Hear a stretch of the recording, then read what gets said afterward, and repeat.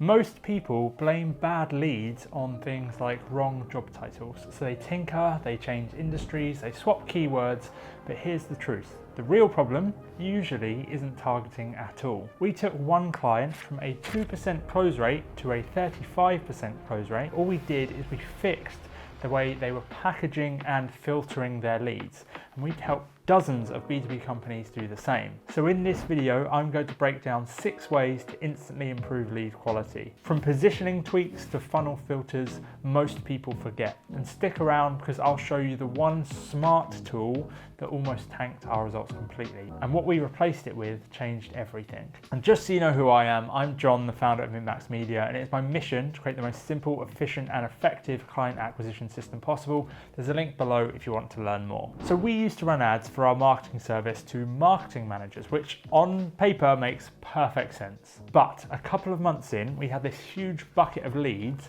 but closed from that campaign were basically non-existent. However, at the same time, we were running the exact same ad, the same offer to founders as well. And over there, we were seeing a 3.5 times ROAS. Now, why was that the case? Well, the marketing managers, they weren't actually looking for help. They were looking to try and do it themselves. They didn't want to spend money, and they also wanted to keep their job. But founders were a completely different story. They had the same problem, but they wanted a solution. They wanted someone else to solve it so they didn't have to think about it. Whereas the marketing managers were more concerned about their own job and not looking bad, so they just wanted to speak to us because they had the problem, but they wanted to try and fix it themselves. And this is why targeting is so important when it comes to lead quality. It's about intent. You can't just pick your dream customer from an imagined hypothetical list. You have to look at what the market is actually telling you. So when a campaign underperforms, most people tweak the ad first, but we start looking at and tweaking the audience instead. So if we're running a LinkedIn ad campaign, we'll go into the ads manager and we'll click on something called professional demographics.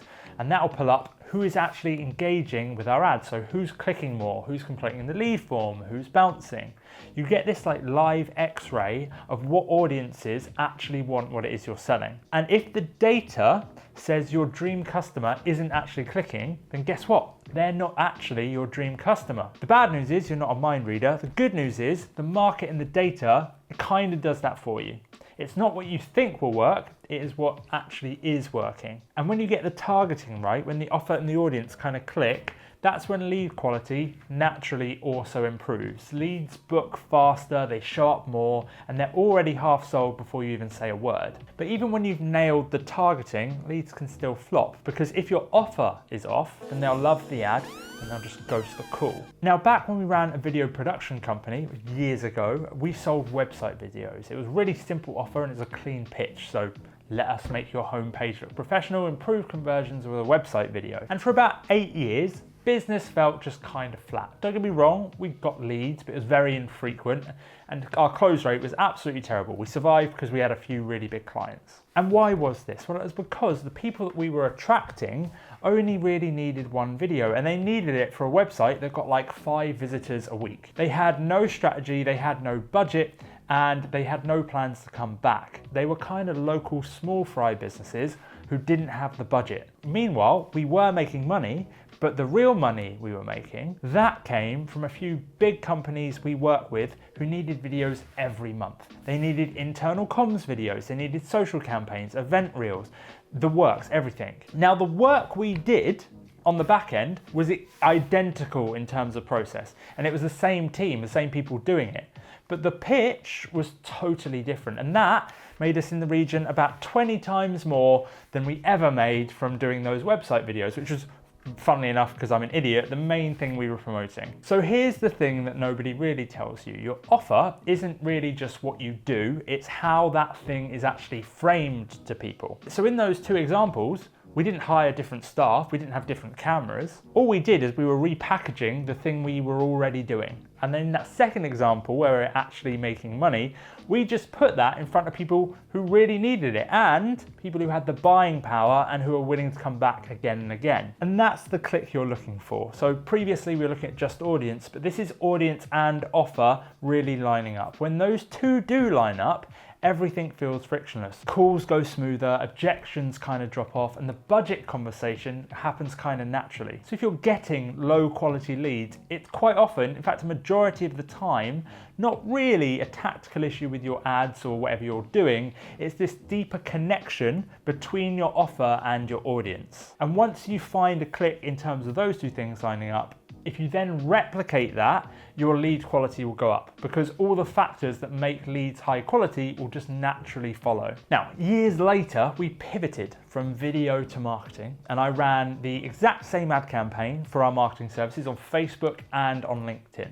Identical copy, creatives, everything. Now, Facebook leads came in at 1/3 of the cost. So on paper, looks like they're obviously the winner. But fast forward a few months, I look back at all of our numbers, and it turns out the LinkedIn ad campaign with the 3 times higher cost per lead was actually twice as profitable. And that made no sense, so I look a little bit closer. Now, our Facebook leads were plenty, but barely any of those leads actually converted into scheduled calls. And the ones who did, they were always a bit unqualified. Like, they just didn't seem like the right sorts of people. Meanwhile, the LinkedIn leads were expensive, but they booked, they showed, and they closed. And this was purely down to the quality of leads, because at this point in time, we had that link between audience and offer. Because if you think about it, being on LinkedIn is a filter in itself. You're not hanging out there unless you're a professional.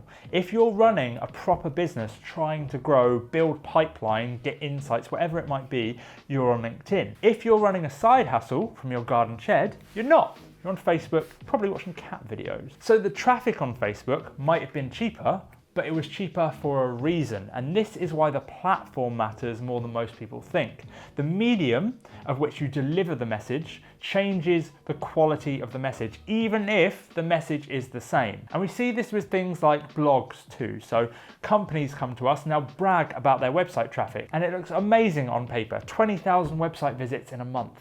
But when you look closer at that traffic, all that traffic is going to one random technical how-to guide for a software tool that they don't even sell. Just because traffic is coming in doesn't mean it's the right traffic. And the medium you're using to get in front of people, whether that be Facebook, LinkedIn, Google SEO, whatever it might be, completely changes who sees you and how they see you, the context. So we used to have this problem with lead quality in that we were getting in a huge range of people coming in as leads. Our messaging at the time, this quite early on, was explode your growth, which, I mean, it sounds okay, it's to the point, and technically it was true, that was our goal. But fairly unsurprisingly, we just attracted everyone. We attracted founders who hadn't quite figured out their product market fit yet. We attracted solo freelancers who had a budget of about £100 to trial on ads. And we even had people who were just thinking about maybe starting a business. So sure, they all needed the help. The messaging wasn't wrong, but they didn't need the kind of help that we were offering.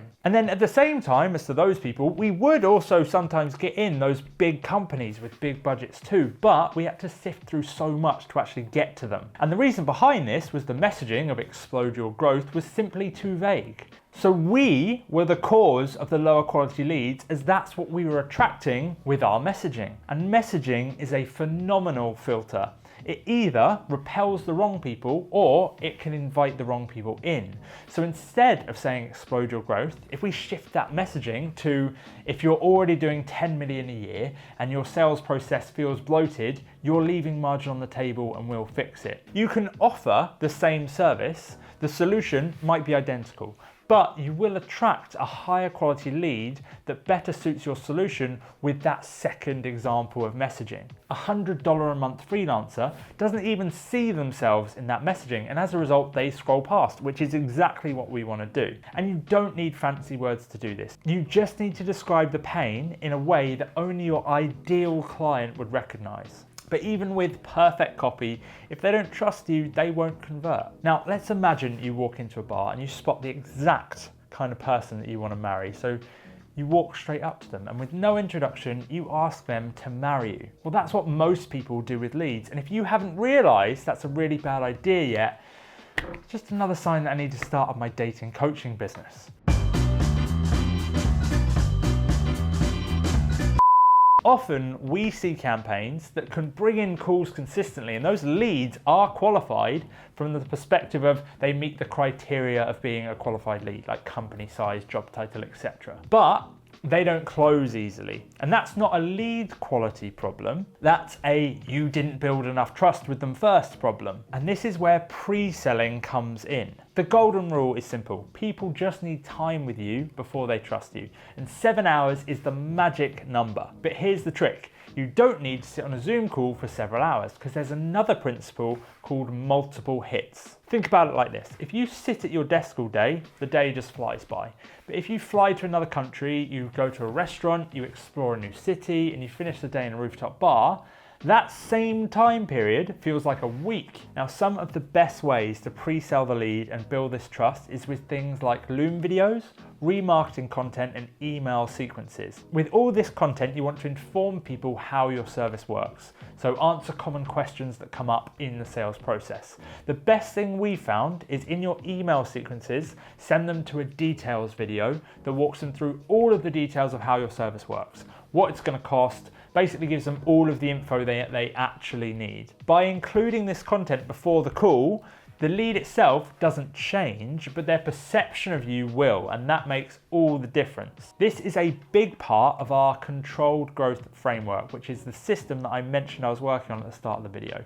This is the system we use to install for all of our clients. And if you want the full breakdown, there is a video link below. It walks through the entire system end to end. Or if you want us to help you install it, you can apply to work with us. But either way, you need to build that trust before the call. Now, there was this stretch of time where I was spending like 6 hours a day on sales calls, back to back with barely a minute to eat, let alone reset between conversations, which in some ways might sound good, but the problem wasn't just the schedule, it was also who I was talking to. Out of all of those calls, maybe 10% were actually qualified, the rest weren't even kind of close. Things like wrong stage, no budget, no real need. One guy showed up actually asking for a job. I wish I was exaggerating, but that wasn't their fault. Realistically, it was mine. At the time, anyone who hit our site could fill out a form and land directly in my calendar. And we thought that was a win. More calls mean more chances. It just makes sense. Except it didn't in practice actually work out that way. But what we'd actually built was a bottleneck. I was caught in a loop, burning hours on calls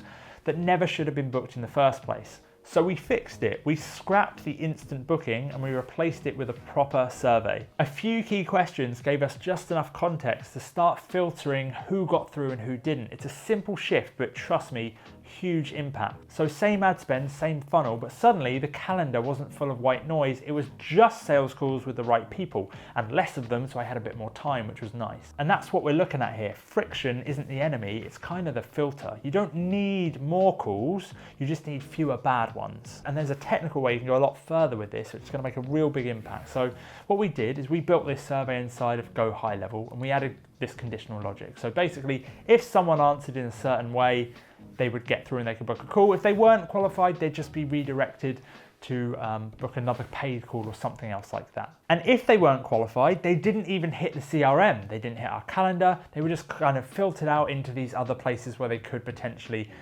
be downsold, basically. And what we can do with that is we can start looking at the meta pixel. So most setups fire a lead event to meta the moment someone submits a form, which is a problem if that form is being filled out by the wrong people, because now you're telling Meta, hey, whatever ad campaign I'm running, it's working.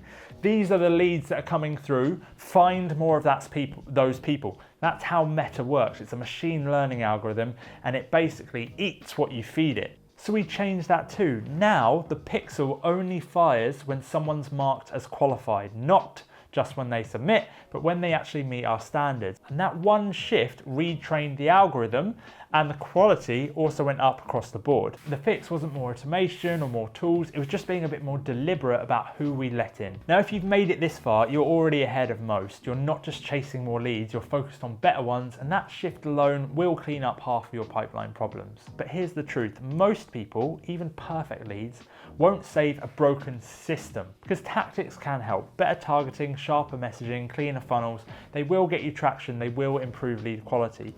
But the real growth and real control, that comes from the full offer and system that delivers it. And that is what we cover in the next video. It's the full breakdown of the controlled growth framework. It's the exact structure we use to help clients build scalable, predictable acquisition machines. So if you want to stop guessing and actually scale properly, the video is linked right here. I'll see you over there.